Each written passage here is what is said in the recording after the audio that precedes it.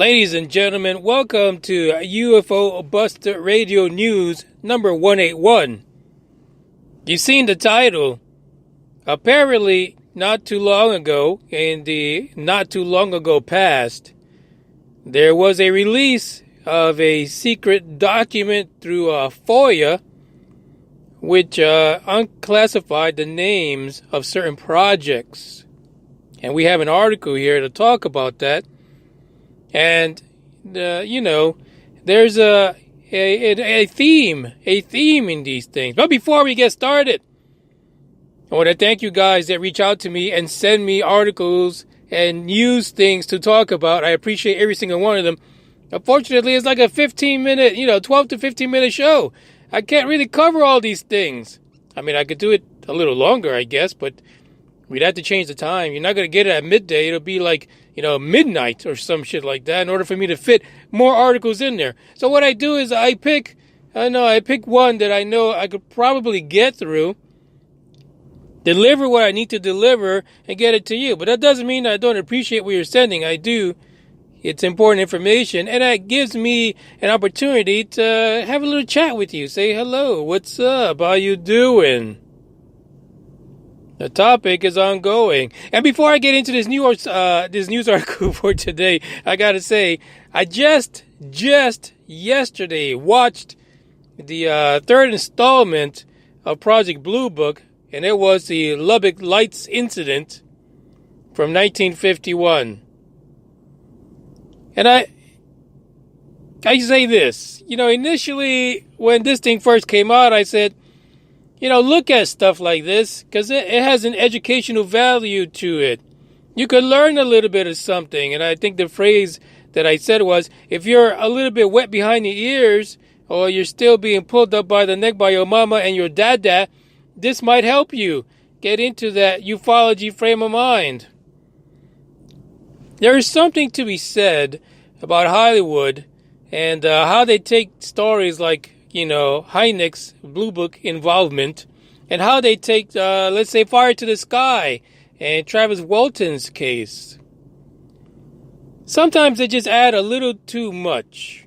Sometimes it becomes too extraordinary to the point where fuckers at History Channel, it becomes unbelievable. Even if you preface every fucking episode with the words based on true fucking events. If you take too much of a poetic license, people will not believe it. And as a matter of fact, I would guarantee that by now, there's a lot of people who take that based on true events as being poetic license as well.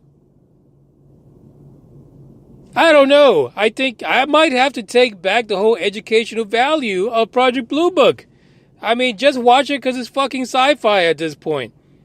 I'm not going to say specifically what perturbed me in episode 3, but I just gotta say, it is what it is. It's something to watch, basically. Yeah, they got the name of it right. It was Lubbock Lights, 1951. Got it. Check. We're good. If you haven't done so already, follow the podcast on Facebook, Instagram, and what's the name of that other shit? The Twitter with the bird in blue. But now, let's just get into our story for today.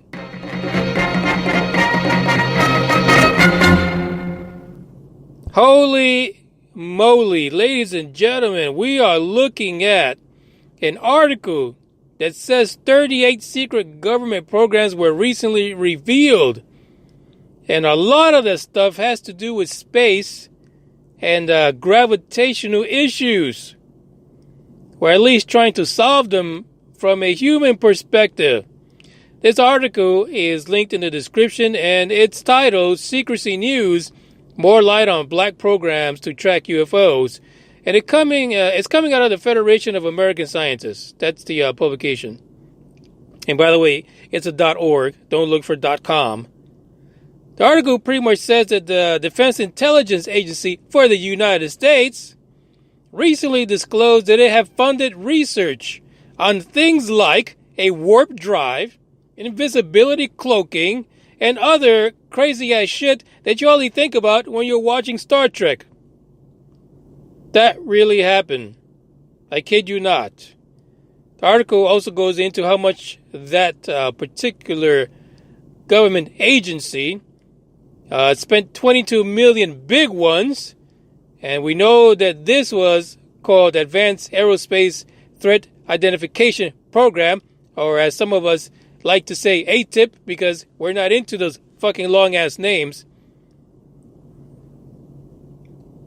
But it's a good article. You've got to check it out. The best thing about this article is that there is a link to that FOIA document that actually names these secret programs. Now, what I like also about this article is that it kind of dives into Harry Reid, basically, and the fact that he was one of the main people that helped to get that money, that $22 million for the whole ATIP situation.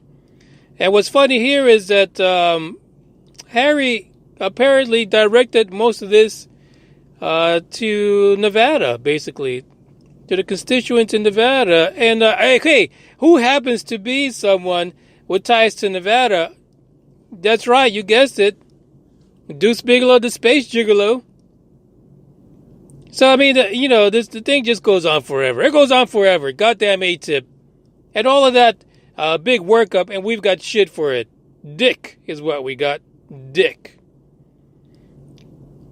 But the list is actually linked in here. So you can, if you don't want to go to the article, you can just click up the link and pull it up. Some of the other things that they were looking at is transversible wormholes. I mean, who the fuck? Are you serious? Transversible wormholes.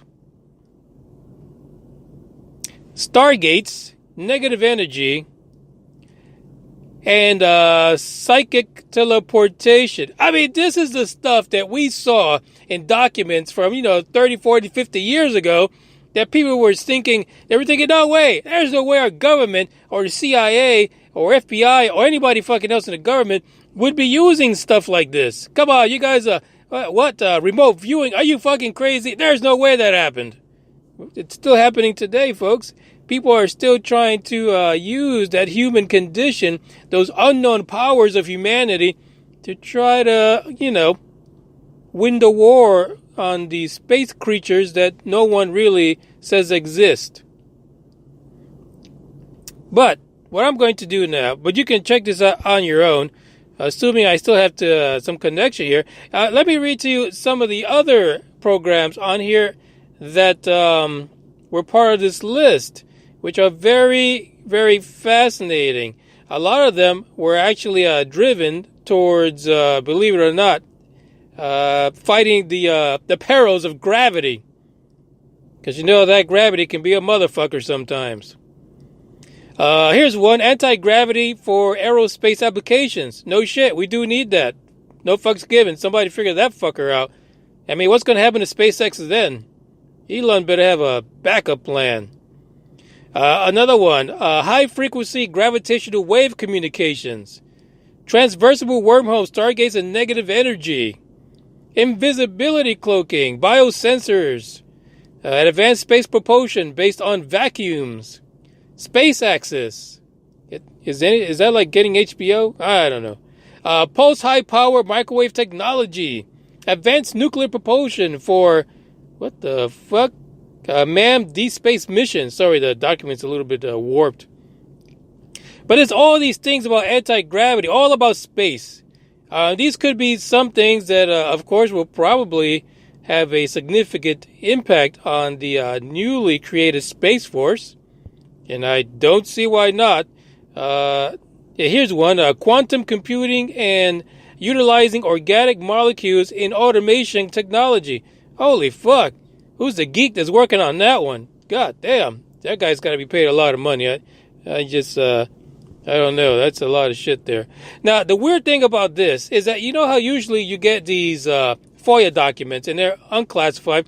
And so they take that fucking Sharpie and they just they go to town on it and they mark everything off. You don't know who the fuck got what. For some reason, the rubber dickers in this particular case actually left the names of the people that were working on these projects. So a lot of these places are universities. Like, here's one. I'm sorry if I got your name fucked up, but Dr. W. Cold Breath of the University of Nevada, Las Vegas. So there's a lot of this in here. Like the people that are working on some of these projects, their names are still on here. Here's one. Another one using a fusion propulsion. Dr. Y. Teofilo from Lockheed Martin. This is fucked up. I mean, they basically left the name of the people that were working on these, special dark secret projects. Holy, talk about throwing some motherfucker under the bus.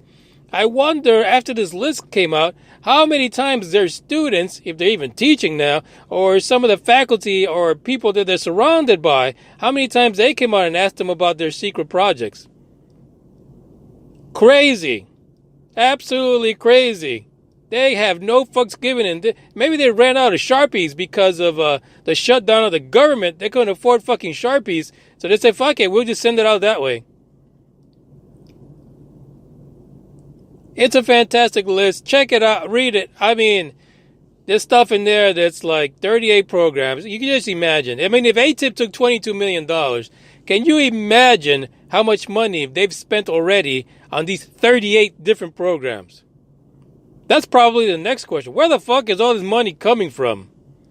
And where are these programs now? Have we achieved anti-gravity? We will never know, but I bet there's a lot of people looking for the names on this list, trying to get an interview, or trying to find out what they know. And really, at the end of the day, we should be trying to find out what they know. Because it's absolutely bananas. Totally bananas. This is the episode for today. Check out the list. It's crazy. The article itself is pretty good. No lies. Check it out also. The link is in the description. And whatever you do, don't get probed, because it's Thursday and the weekend is around the corner.